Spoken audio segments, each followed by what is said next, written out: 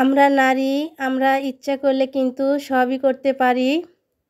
এই তো আমি কিন্তু আমার নিজের কাপড় আমি নিজেই তৈরি করি। আর এই কাপড় বানানোর জন্য আমার কিন্তু ছোটোবেলা থেকে অনেক স্বপ্ন ছিল যে আমি নিজের কাপড় নিজেই বানাবো। আর কী জন্যে স্বপ্ন ছিল, আমি ছোটোবেলায় যদি টেলার্সে কাপড় বানাতে দিতাম আমার ঘুম হতো না যে কাপড়টা কখন আমাকে বানিয়ে দিব, আমি কাপড় কখন পরবো, মানে এই চিন্তা ছিল। আর ভাবতাম আমি যদি কাপড় সেলাতে পারতাম তাহলে তো আমি সাথে সাথেই আমার কাপড়টা আমি বানিয়ে ফেলতাম আর সাথে সাথেই পরতাম। এই চিন্তাধারায় কিন্তু আমি কাজটা শিখেছি। আর কাজটা শিখেছি আমি কিন্তু কারো কাছে শিখতে যাই নাই, আমি কাজটা শিখেছি আমি একা একাই। আমি ছোটোবেলায় পুতুলের কাপড় বানাতাম, সুন্দর সুন্দর পুতুলের কাপড় হাতেই কেটে বানাতাম। ছোটো একটা কেচি ছিল আমার। তারপরে আমার আম্মা বলছে যে কাপড় বানানোগুলো তো অনেক সুন্দর হয় পুতুলের ড্রেসগুলো।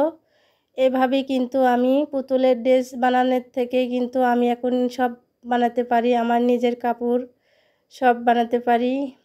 আর আমার মতো কিন্তু আমার মেয়েরাও হয়েছে, কাপড় বাসায় আনলে মানে কখন বানাবো এই অস্থির হয়ে জায়গা। এই যে আমার দুই মেয়ের মানে মাদ্রাসার ড্রেস মানে ড্রেস বানিয়ে দিছি, আবার অন্য কালার ড্রেস চেঞ্জ করছে। তো এই যে কাপড়গুলো, এই ড্রেসগুলো যদি আমি অন্য জায়গায় বানাতে দিতাম টেলার্সে, তাহলে 2 সেট মানে ড্রেস 1500 টাকা মজুরি নিত। আমি কিন্তু বলছি যে না, আমি নিজেই বানিয়ে দিব আস্তে ধীরে সুন্দর করে। এই যে কথা সেই কাজ, অনেক সুন্দর করে কিন্তু আমি এই যে 2টা হিজাব, 2টা সালোয়ার আর 2টা জামা অলরেডি কেটে নিয়েছি। এই যে হিজাবটা এখন কেটে নিলাম। যাই হোক, আসসালামু আলাইকুম। আমি রাজিয়া ডেইলি ব্লগ চ্যানেল থেকে প্রতিদিনের মতো আবারও ছোট্ট একটা ভিডিও নিয়ে আপনাদের মাঝে হাজির হয়ে গেলাম। যে যেখান থেকে আমার এই ভিডিও দেখছো অবশ্যই লাইক দিয়ে পুরো ভিডিও দেখবে, ভালো লাগলে সুন্দর একটা কমেন্ট করবে। আর যারা কাপড় মানে কাটা দেখতে চাও অবশ্যই কমেন্টে জানাবা, আমি কিন্তু ফ্রিতে তোমাদেরকে কাজ শেখাতে পারি। যাই হোক, যে কোনো কাজ করার আগে নিজের ইচ্ছা শক্তি থাকতে হবে, ধৈর্য থাকতে হবে, তাহলেই না আপনার সবই করা সম্ভব হবে। আমি এই যে সকালবেলায় কিন্তু কাপড় কাটা বাজাইছি, কাপড় কেটে তারপরে রান্নাঘরে যাব রান্না করতে। আজকে আমি রান্না করব ওই যে শুক্রবারে যে মুরগি আনা হয়েছিল, অর্ধেক মাংস কিন্তু আমি ফ্রিজে রেখে দিয়েছিলাম, সেই মাংসই আমি আজকে রান্না করব। মুরগিটা মানে গোস্তটা অলরেডি ভিজে রাখছি আমি। মেয়ের অত্যাচারে মানে থাকা যাচ্ছে না, তাড়াতাড়ি কাপড় কাটো তাড়াতাড়ি কাপড় কাটো, না পায়ে রান্না বাদ দিয়ে আগে কাপড় কাটতেই বসেছিলাম। এখন আমি রান্না করে নিব, তারপরে রান্না করে খাওয়া দাওয়া করার পরে তারপরে আমি মেশিনে বসবো। আমি নিজের কাপড়ও বানাই, আবার মানে আমার সাইডে বা আমার বাসার ভাড়াটিয়ারাও কিন্তু অর্ডারি কাপড় দেয়, বলে ভাবি আপনার কাপড় কিন্তু অনেক সুন্দর হয় বানানো। কিন্তু আগে যেরকম মানে কাপড় বানানোর মানে ইচ্ছা থাকতো এখন আর ভালো লাগে না। আগে মানে বয়সের সাথে সাথে মানুষের কিন্তু পরিবর্তন হয় জায়গা। আগে মানে যে হাতের কাজ করতাম, মানে বিছানার চাদর ফুল করতাম, গায়ের চাদর ফুল করতাম, 3 পিস ফুল করতাম, মানে অনেক হাতের কাজ করতাম, এখন আর ভালো লাগে না। আর এদারিং আমি বুঝি না কার কার মাজা ব্যথা, আমার তো প্রচুর মাজা ব্যথা। আর এই মাজা ব্যথা মানে যে এই যে আমার 2বার সিজারের পরের থেকে কিন্তু আমার এই মাজা ব্যথা শুরু হয়েছে।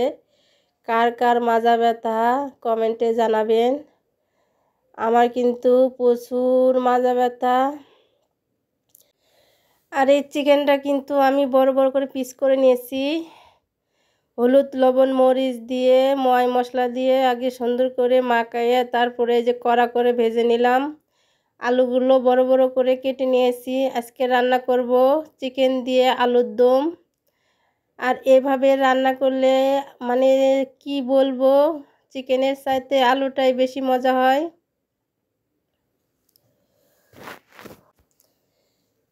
আর একটা কথা বলি আল্লাহ পাকের কাছে, যে আল্লাহ পাক তুমি একসাথে দুইটা বাচ্চা যদি কারো ঘরে জন্ম দিও না, তার কারণ যমক বাচ্চা মানে যার ঘরে আছে সেই বুঝে যে কত যন্ত্রণা। ছোটোবেলায় তো মানে আমার হাজব্যান্ড বলতো যে এই যে একটু আর 1 মাস বা আর 2 মাস আর 6 মাস আর 1 বছর, তাই তোমার আর কোনো কষ্ট হবে না। দেখতেছি এখন 12 বছর হয়ে গেছে, তারপরেও মানে ওদের মানে বায়নার শেষ নাই। ওদের জ্বালা আমি অতিষ্ঠ হয়ে যাইগা। মানে জুতা কিনতে গেলে 2 জোড়া কেনা লাগবে। যদি একজনের জুতা যদি ভালো থাকে তারপরেও বলবে যে আমারও লাগবে। মানে ব্যাগ কিনতে গেলে 2 জোড়া ব্যাগ মানে 2টা ব্যাগ কেনা লাগে। যে কোনো জিনিস কিনতে গেলে কিন্তু আমার 2টাই কেনা লাগে। একজনের যদি নতুনও থাকে তারপরেও সে মানে বায়না সেও নিবে। এই তো বিপদে আছি। যাই হোক আলহামদুলিল্লাহ, তারপরেও বেঁচে থাক।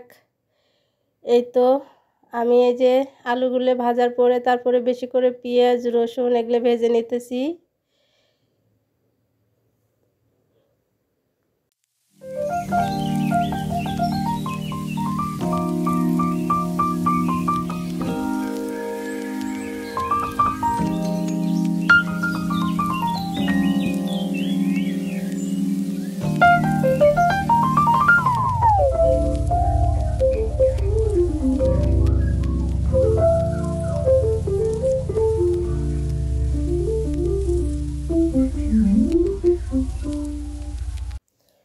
আমার মশলাটা কষানো শেষ, এখন এই যে আলুটা কষে নিব। আলুটা কষানোর পরে তারপরে মাংসগুলো দিয়ে সুন্দর করে কষে তারপরে গরম ঝোল দিয়ে দিব। আর পাতিলটা আমি চেঞ্জ করে দিছি, ওই পাতিলে মানে আটে নাই, যেহেতু আমি মাখা মাখা করব, ঝোল রাখবো না। এভাবে রান্না করলে জাস্ট ওয়াও, অনেক সুন্দর, অনেক মজা লাগে খেতে। আলহামদুলিল্লাহ খেতে কিন্তু অনেক মজা হয়েছিল।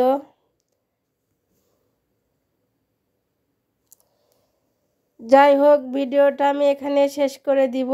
সবাই ভালো থাকবেন, সুস্থ থাকবেন, আমার জন্য দোয়া করবেন। আমিও কিন্তু আপনাদেরকে অনেক অনেক দোয়া করব।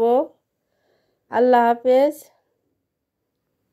যেহেতু খাওয়ার পরে ভয়েস দিয়েছি, তরকারিটা কিন্তু জাস্ট ওয়াও, অসাধারণ হয়েছিল, মাশাআল্লাহ।